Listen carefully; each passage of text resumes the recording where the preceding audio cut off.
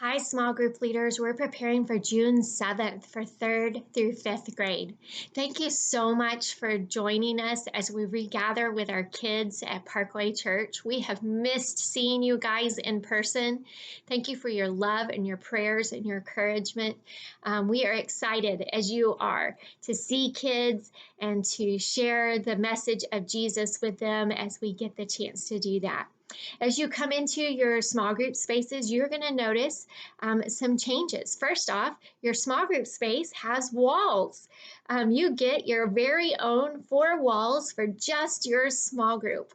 I've heard from many of you that you are excited about this, and I am as well. This is something I've wanted to try for quite a while, and so I'm excited to see what it looks like for us to do everything in small groups so that we can truly build those relationships together. If you will be mindful and get there as soon as you can, if for the 9:30 service, that needs to be 9 o'clock. If you can get there by 10:40 for the 11 o'clock service, that would help us out tremendously if you are serving only for one service. Most of you are serving for both services, and so thank you for volunteering and offering to do that. I think you're going to find that makes your day easier, and that you build some continuity with your kids because you feel more confident in what you're teaching that day. You don't get just one chance to teach it that day. All right.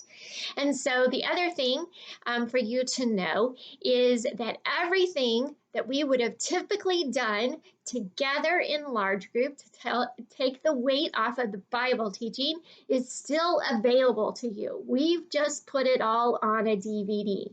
We've taken turns across all campuses for everyone to have the chance to see all of our faces on their TV screens as we help introduce you to the Bible story to the day for the day, sing a worship song together if you wish to do that, and to just do everything that we typically do, but we're only going to do it in our very small groups. So thank you so much for helping and learning to grow with us.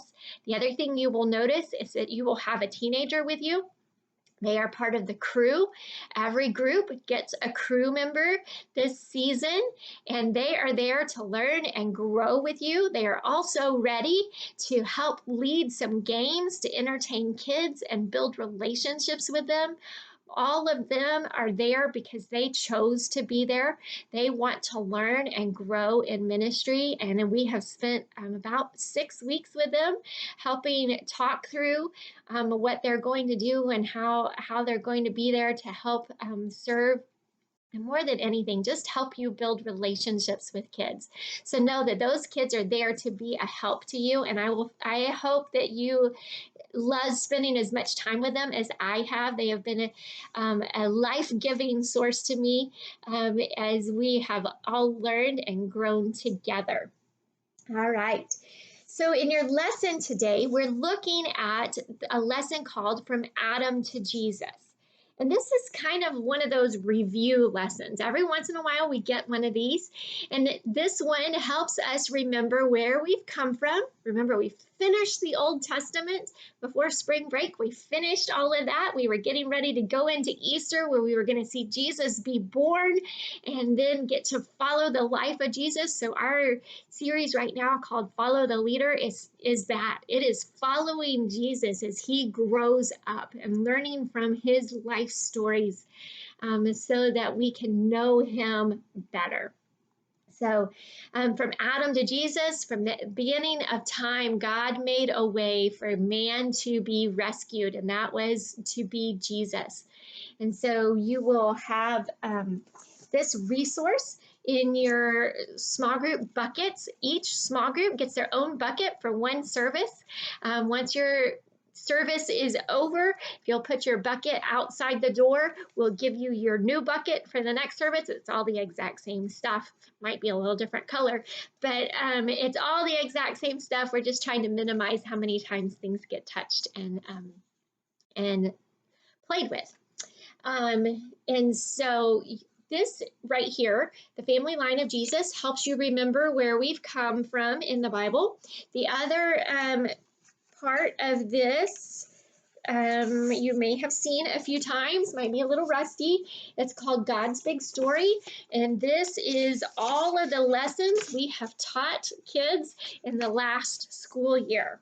So that will help you as you look and see where we're going today.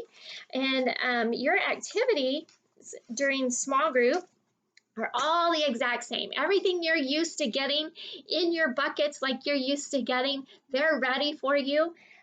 Your social activity, if you'd like to start with this, you can. If not, your crew member is there ready to play some games with kids to encourage them to interact with each other. And so your social game today is a dice game. And this dice game, kids, you're going to give kids a chance to roll both die. And they're trying not to roll a 1. If they roll a 1, then they lose tokens. And they want to keep their tokens. So each kid gets 2 tokens to start with. And when it's their turn to roll the die, they're going to roll their die. If they land on a 1, then if they get 1, 1, where's my ones? There we go. If they get 1, 1, they give back 1 token.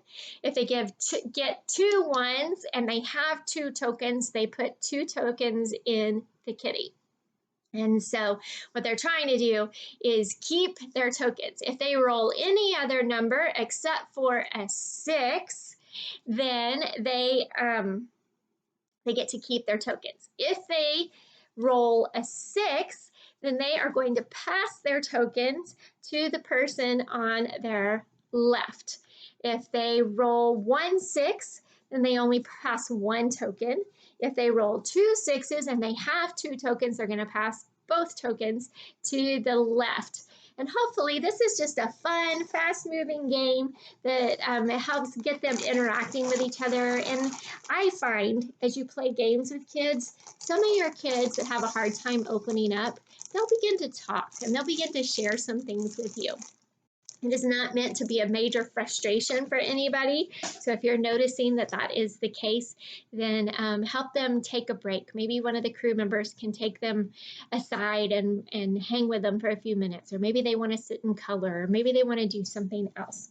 And so we will be mindful of that, as this coming back to church is going to be one of the most kids' very first things to do in a group of kids together. Then your small group activity, you have a bundle of cards that look like this. And so what you're going to do is hide the cards around the room. And you don't have to be super tricky about it. It's just a way to spend some more time, quite honestly. So even if you just wanted to lay them out on the table or lay them out on a few surfaces, you can do that.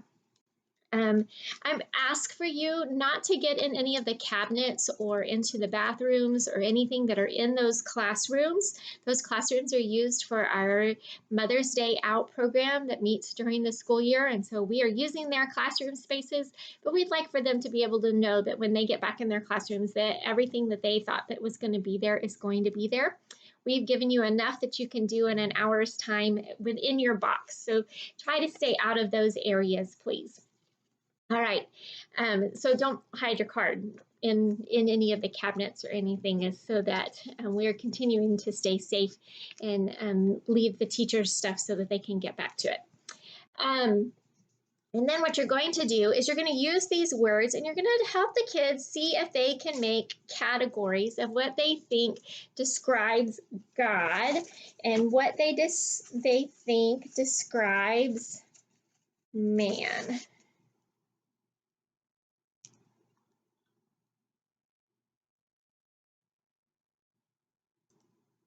Okay, so one of them is what describes only God. Is only God good?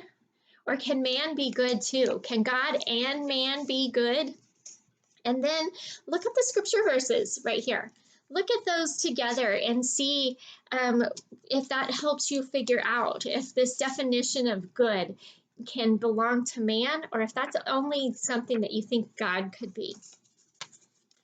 All right. So have fun with that. I don't know until you read that scripture verse if there's like a complete right answer. I think this is just a great way to have a discussion of what it looks like to be fully God and make sure that God gets only those attributes. Because the only man who could have godly attributes would be Jesus. All right.